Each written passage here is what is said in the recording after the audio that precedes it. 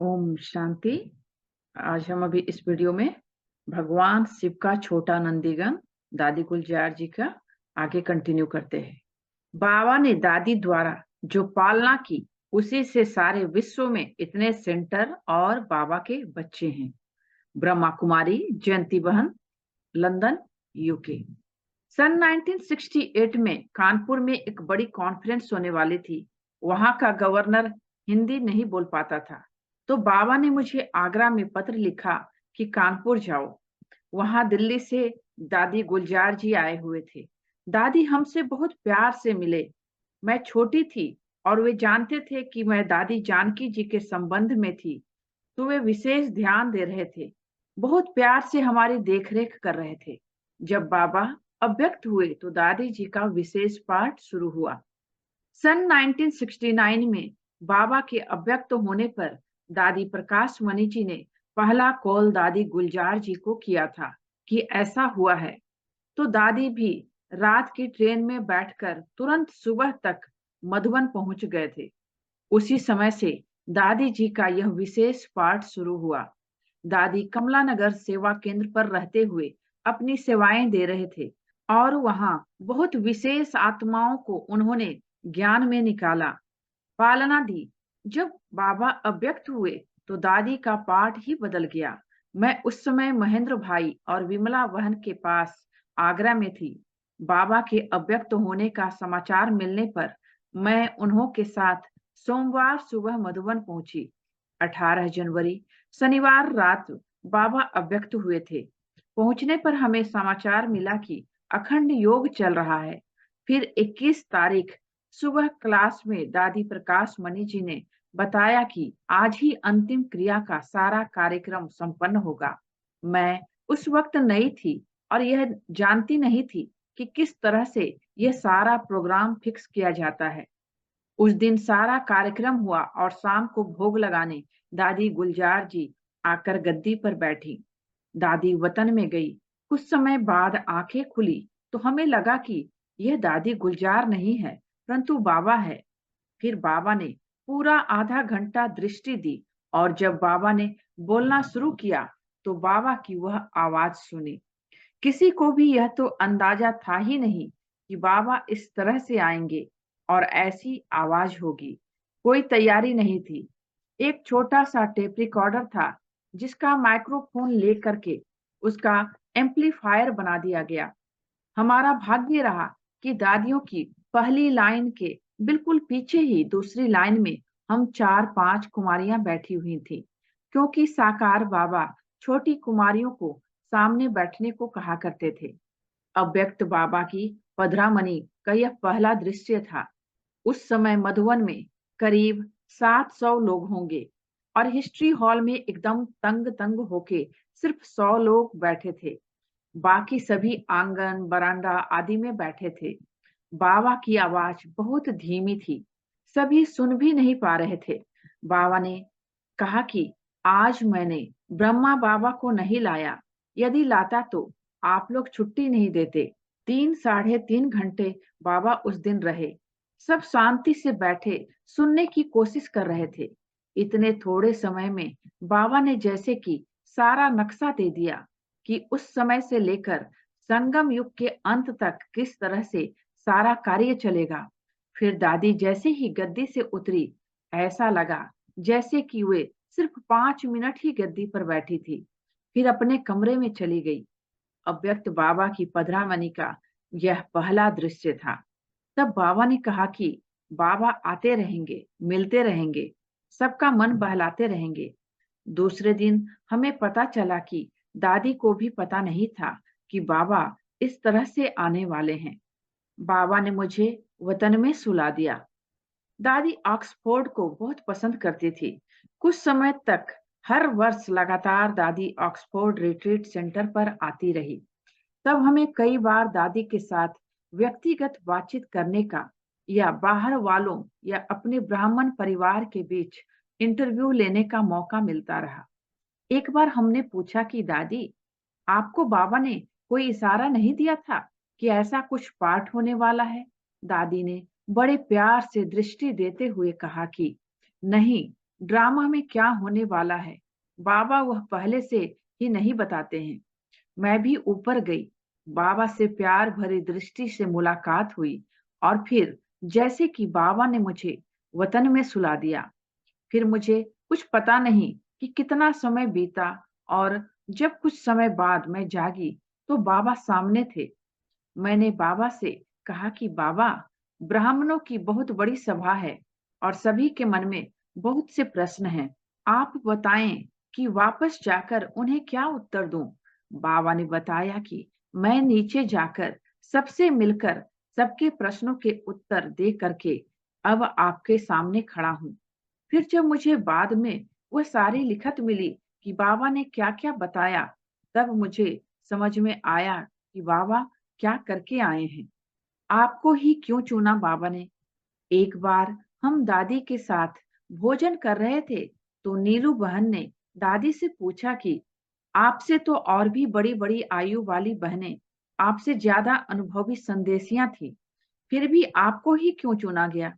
तो दादी ने बताया कि हाँ, मेरे से तो बहुत सी बड़ी बहनें और भी थीं। दादी प्रकाश मणि ने हम सभी संदेशियों को इकट्ठा किया था 21 जनवरी के दिन कि आज के दिन भोग लगाने जाना है बाबा को। दादी ने पहले दादी पुष्प शांता, जिनके कनेक्शन से ग्लोबल हॉस्पिटल बना, वे मुंबई में रहती थी, से पूछा कि आप बाबा को भोग लगाएंगे? क्योंकि हमें तो उस समय यही था कि बाबा को भोग लगाएंगे और कोई संदेश आएगा। तो दादी पुष्प शांता ने कहा कि नहीं, मैं नहीं लगा सकती, मेरे दिल भर आएगी। मैं बाबा के पास इस तरह भोग लगाने नहीं जाऊंगी। फिर दादी प्रकाश मणि ने एक दो और संदेशी दादियों से पूछा, जैसे संतरी दादी से, फिर एक और दादी से, तो सभी ने मना कर दिया। आखिर में दादी प्रकाश मणि जी ने मेरे को देखते हुए कहा, गुल, तुम तो मुझे ना नहीं कहेगी ना? मैंने कहा कि जी दादी, जो आपकी आज्ञा। तो ड्रामा फिक्स होता है, परंतु ड्रामा क्या होगा वह लास्ट मिनट तक हमें पता नहीं चलता। बाबा ने संदेश भेजा कि अभी यही तन गुलजार दादी का निमित्त रहेगा। फिर तो 13 दिन रोज भोग लगता रहा। अलग अलग संदेशी भोग लगाने जाती थी और हर रोज बाबा या तो खुद आते या बहुत गहरे गहरे संदेश आते थे। वे सारे संदेश भी लिखित में मौजूद हैं। तो वह जैसे कि सभी संदेशियों की एक ट्रायल चल रही थी। फिर आखिर में बाबा ने एक संदेश भेजा कि अभी यही तन गुलजार दादी का निमित्त रहेगा, जिस तन में बाबा की पधरा मनी होगी। शाम के समय ही बाबा आते रहेंगे और मधुबन में ही बाबा आते रहेंगे। यह सारा प्रोग्राम उस जनवरी मास में फिक्स होता गया। एक बार लंदन में इंटरव्यू के दौरान मैंने दादी से पूछा कि आपको कुछ अंदाजा था कि आपका यह पार्ट इस तरह से होने वाला है? तो कहा कि इस तरह से पाठ का नहीं मालूम था, परंतु एक बार मम्मा हमारी क्लास कुंज भवन में करा रही थी, तो मम्मा ने कुछ प्रश्न पूछा और मैंने जवाब दिया। मैं बहुत पीछे बैठी थी, इसलिए मम्मा को दिखाई नहीं पड़ी। तो मम्मा ने कहा, हाथ खड़ा करो जिसने उत्तर दिया है। मैंने हाथ खड़ा किया तो मम्मा ने दृष्टि देते हुए कहा कि ये जो तुम्हारी आंखें हैं, ये विश्व की सेवा करेंगी। फिर कई बार बाबा मुझे कुंज भवन से अपने पास बाबा भवन क्लिफ्टन पर रहने के लिए बुलाते थे, जहां बाबा अपने परिवार सहित रहते थे। बाबा कहते थे कि कुंज भवन में तुम्हारी सखियां तुमसे बहुत चिटचैट करती हैं, तुम्हें शांत रहने नहीं देती और तुम्हें तो आगे चल कर के साइलेंस की बहुत जरूरत पड़ेगी। एक दिन वहां मैं सिंधी भाषा में कुछ नोट्स लिख रही थी। बाबा ने वह लिखत देख करके कहा कि एक दिन यह तुम्हारी लिखत सारे विश्व की सेवा करेगी। तो दादी जी न सिर्फ बाबा का रथ थी, परंतु यज्ञ कारोबार के अर्थ बहुत गुह्य संदेश भी दादी वतन से ले आती थी और फिर वे सारे संदेश विस्तार से दादी लिखती थी ताकि कोई बात भूल न जाए। सचमुच उन सभी संदेशों ने सारे विश्व की बहुत सेवा की। कराची के दिनों में ही मम्मा बाबा ने दादी में कुछ न कुछ चिन्ह देखकर उन्हें यह बताया था, अंतिम जन्म भी इतना श्रेष्ठ।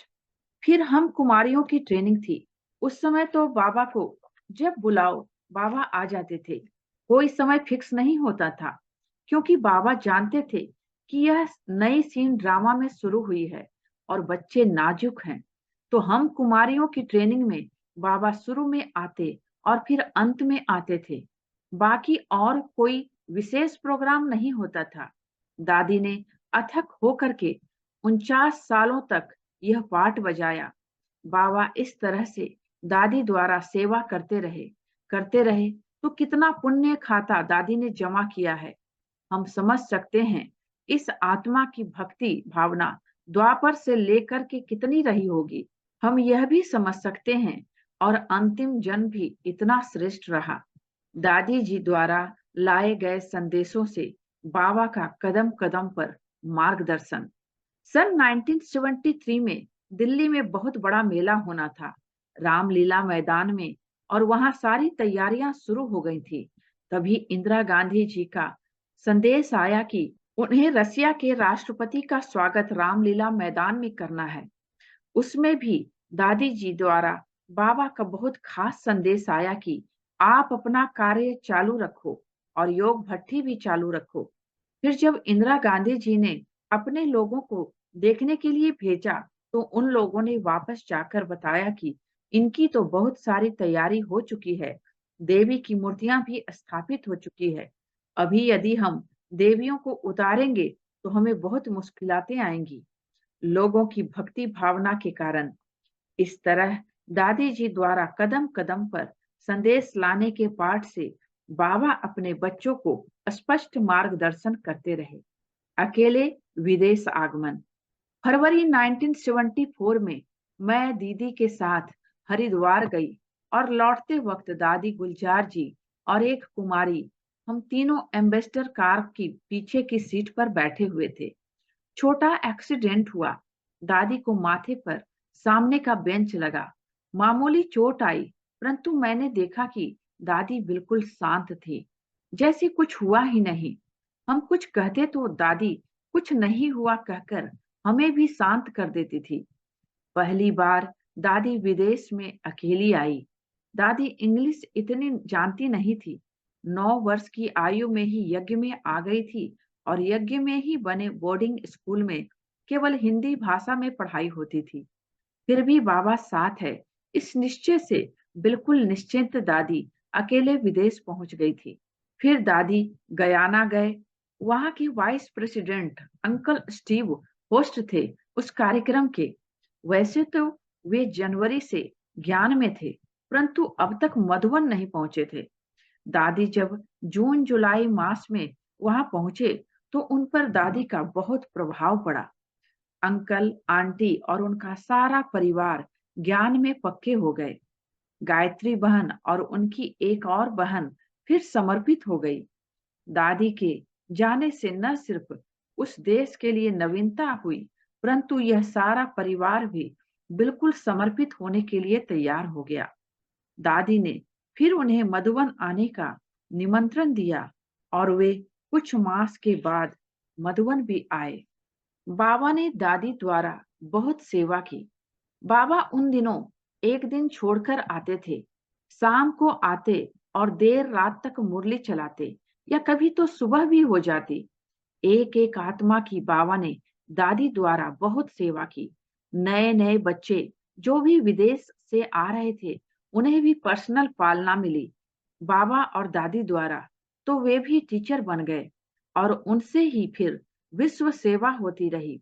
तो बाबा ने दादी द्वारा जो पालना की, उसी से हम कहेंगे कि सारे विश्व में इतने सारे सेंटर और इतने सारे बाबा के बच्चे हैं। लिखत से भी सेवा। एक बार हम स्पेन के करीब लॉस फार्मर्स में थे। 4:45 बजे दादी के लिए भारत से कॉल आया। नागार्जुन सेंटर के निमित्त बीके राजू भाई जी ने शरीर छोड़ा था। वे बाबा के 6 वर्ष के ही बच्चे थे और इतने कम समय में बहुत सेवा की थी उन्होंने। इस प्रकार अपना भाग्य बहुत ऊंचा बनाया। उन्होंने ही नागार्जुन फैक्ट्री में बाबा की सेवा शुरू की थी। उस समय के प्रधानमंत्री भी उनके मित्र थे। उन्होंने उस समय के प्रधानमंत्री को मधुबन भी लाया था। सब जानते थे कि दादी तो अंतिम कार्यक्रम में पहुंच नहीं पाएगी, तो बाबा से संदेश ही ले आए। दादी वतन से संदेश ले आए और लिखा। वह लिखित हमने फिर फैक्स की। हमें पता चला कि अंतिम संस्कार के कार्यक्रम में भारत के सभी विशेष मंत्री आदि आए हुए थे। दादी के उस संदेश से न सिर्फ उस परिवार की, परंतु अन्य सभी आत्माओं की भी सेवा हुई। तो जो बाबा ने 1940 में कहा था कि तुम्हारी लिखत से भी सेवा होगी, वह हमने देखी। इस तरह से बाबा दादी द्वारा कई सेवा कराते रहे। वरदान सुनते व पढ़ते हो तो जैसे आपके मन में बाबा बीज डाल रहे हैं। एक बार विदेश में किसी ने दादी से कहा कि जब से मैं ज्ञान में आया हूं, तब से बाबा से मेरी व्यक्तिगत मुलाकात नहीं हुई है, तो मैं कैसे मान लूं कि बाबा से मुझे पर्सनल वरदान मिल रहे हैं। क्या आप हमारे पास यहाँ बाबा को बुला सकते हैं ताकि हम बाबा से यहीं मिले? भारत में तो बहुत संख्या होती है, तो हम मिल नहीं पाते हैं, पर अभी तो हम सिर्फ 300 ही हैं। तो दादी ने कहा कि नहीं, बाबा की मना है, बाबा सिर्फ मधुबन में ही आएंगे। फिर दादी ने कहा कि रोज की मुरली का वरदान यही समझो कि यह मेरे लिए ही है। जब आप वरदान सुनते व पढ़ते हो तो जैसे वह बीज आपके मन में बाबा डाल रहे हैं।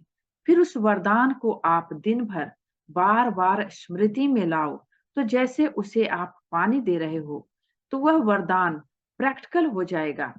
फिर आपको लगेगा कि हाँ, यह बाबा ने मुझे व्यक्तिगत वरदान दिया है। यह बात आज भी हमारे बहुत काम की है।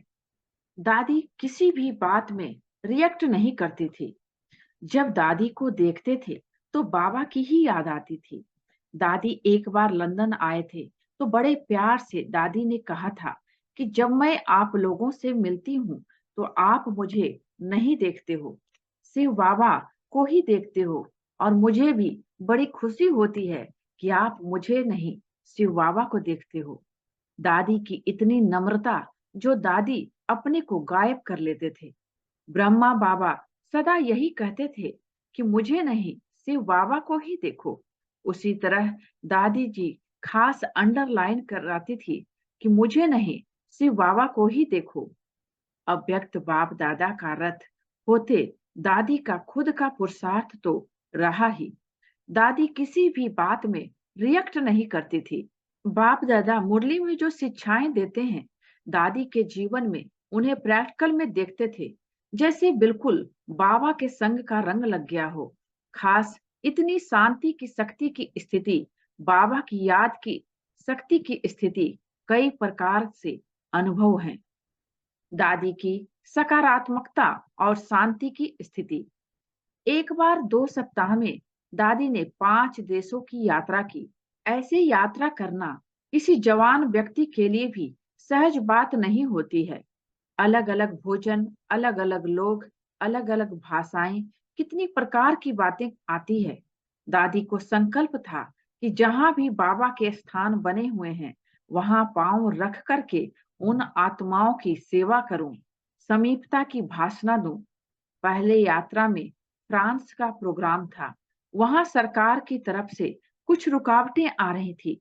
दादी ने संदेश लाया कि आप लोग सारा फ्रांस देश मिलकर के सवेरे शाम टाइम फिक्स करके ऐसी तपस्या कुछ समय तक करो, देश का वातावरण बदली करो।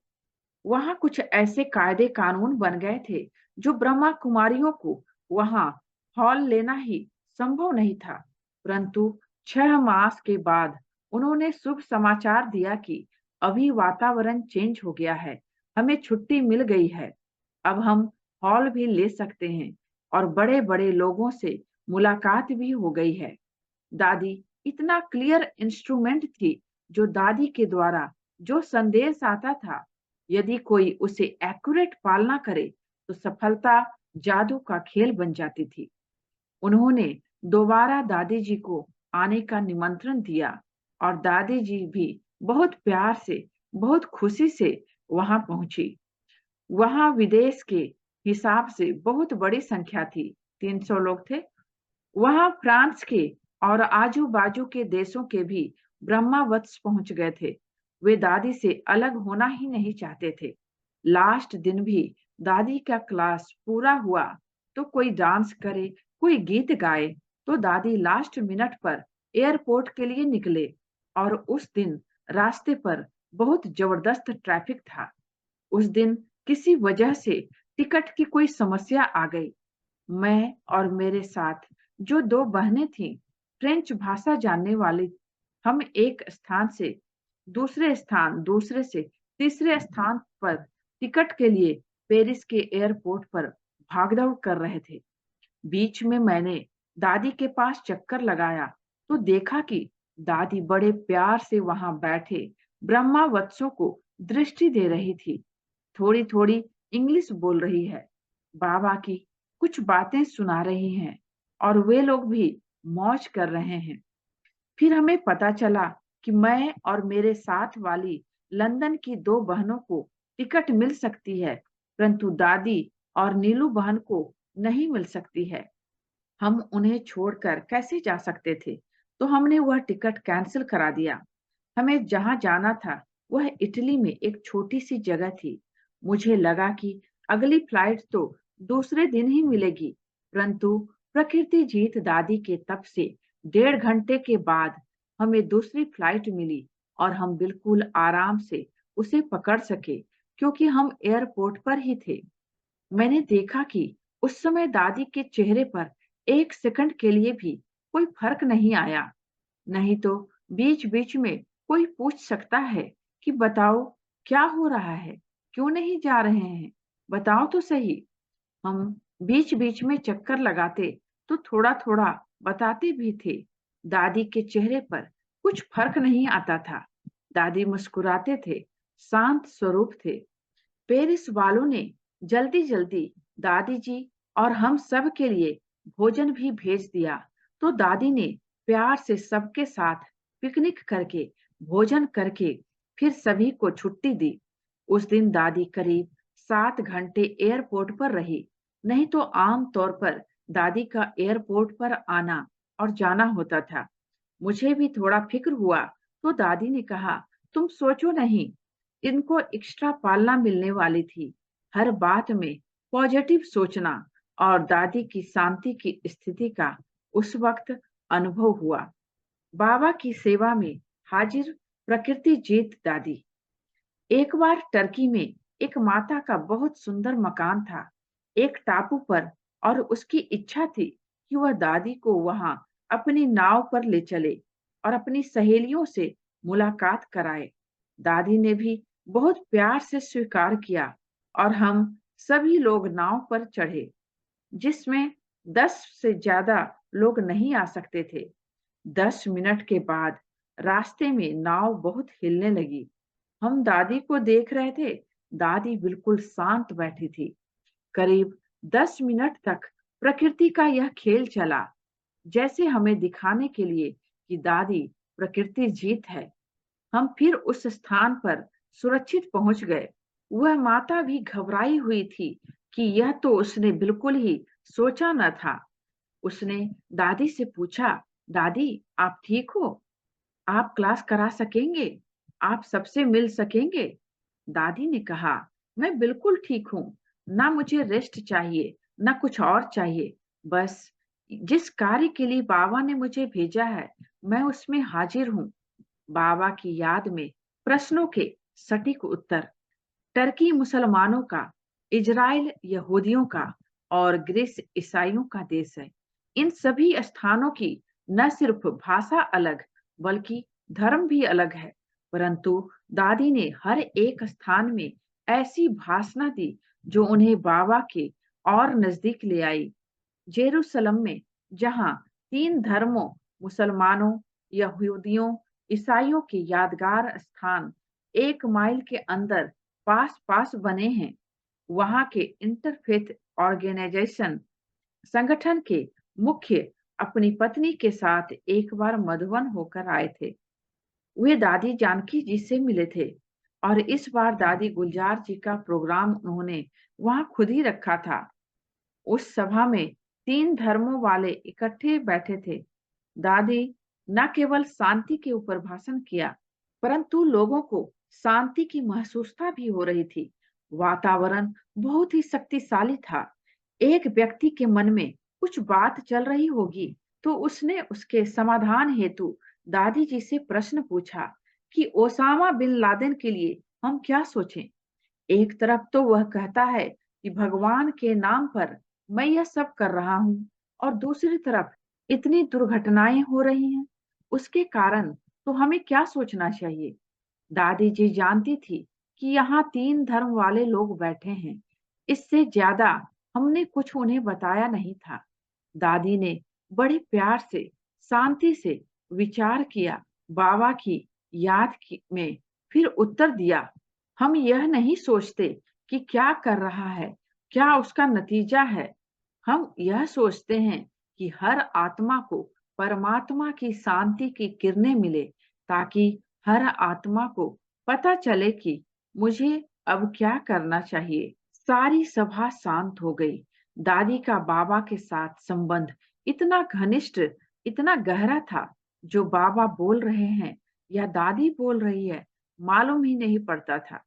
उस समय बाबा की टचिंग कहें या बाबा की हाजिरी कहें, दादी का जो बाबा से कनेक्शन था, उस कनेक्शन से बाबा टच करते थे और दादी उत्तर दे पाती थी। जब दादी लंदन में आती थी, तो साइलेंस का अनुभव सभी को कराती थी। उस साइलेंस के वाइब्रेशन हर एक आत्मा को उड़ा देते थे। बड़ी-बड़ी सभाएं 1500 तक होती थी। दादी की स्थिति बहुत सेवा करती थी। हम सब बहुत ही भाग्यवान हैं, जो बाबा ने ऐसे दर्शनीय मूर्त के साथ हमारा संबंध रखा है। ओम शांति। इसके आगे हम अगले वीडियो में पढ़ेंगे। थैंक यू बाबा का और थैंक यू आप सबका। ओम शांति।